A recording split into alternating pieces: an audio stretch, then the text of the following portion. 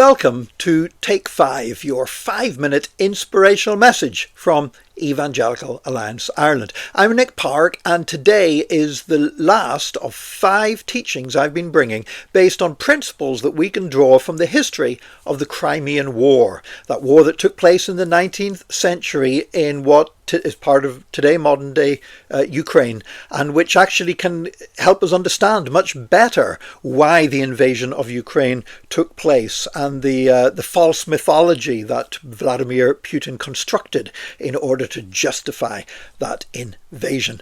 But we were talking yesterday about the concept of a thin red line, and how that came from William H. Russell, the first ever real war correspondent who was sending reports back to Britain from the battlefield.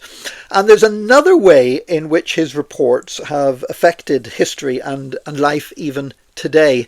And that is to do with the fact that the weather in Crimea was not really what was anticipated. You know, somehow the British forces had got it in their idea that this was a nice summery place because in the summer there's beaches and it's a seaside resorts in Crimea.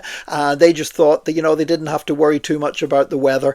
And in winter it got desperately cold, and the British soldiers did not have the equipment that they needed. They didn't have the warm clothing or anything else. And because this war reporter, William H. Russell, was sending these reports back to England, or for the first time, ordinary people became aware of the needs of soldiers on the battlefield and said, is there something we can do to help? And women started knitting.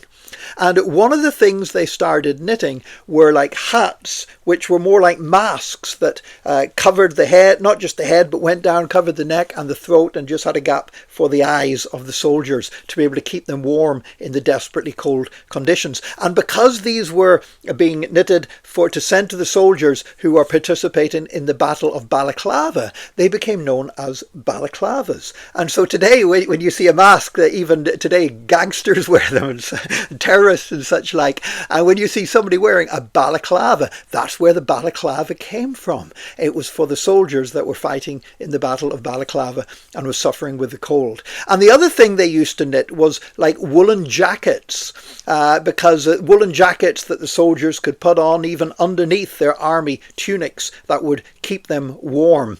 And because one of the top officers at that time in the British Army was the Earl of Cardigan, these woolen jackets were called cardigans. And today that's why we have balaclavas, and we still have cardigans. These go back to the Crimean War. But interesting as that might be, you might say, hang on, Nick, what's that got to do with Jesus? Well, I tell you what it's got to do with Jesus, and it's this. Ordinary people realized they could make a difference. Ordinary people realized they couldn't go to war. They weren't necessarily able to become soldiers. They weren't necessarily able to be there in the Crimea. They weren't necessarily able to be there on the battlefield. But they discovered that they could do something. Even if it was knitting, they could do something that would make a difference.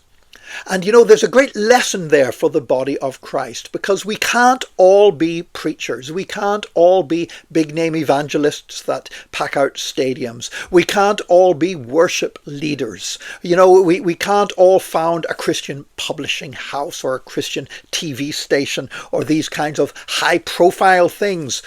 But we can all do something. God has given us all gifts, and we need to take the gifts that God has given us, even if it's just being able to knit.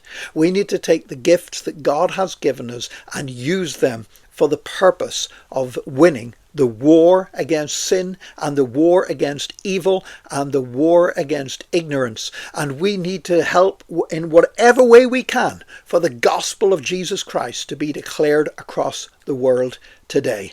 In the Crimean War, it was balaclavas and cardigans. Now it can be by prayer. It can be by sending money to the mission field. It can be writing and encourage somebody. It can be sending somebody an email or a text message to encourage them during their time of need. It can be sending a postcard to a persecuted prisoner in some other part of the world. But we can all do something. And so we as the church can learn from the balaclavas and the cardigans of the Crimean War. God bless you today. Join us again tomorrow for another Take 5, your 5-minute inspirational message from Evangelical Alliance Ireland.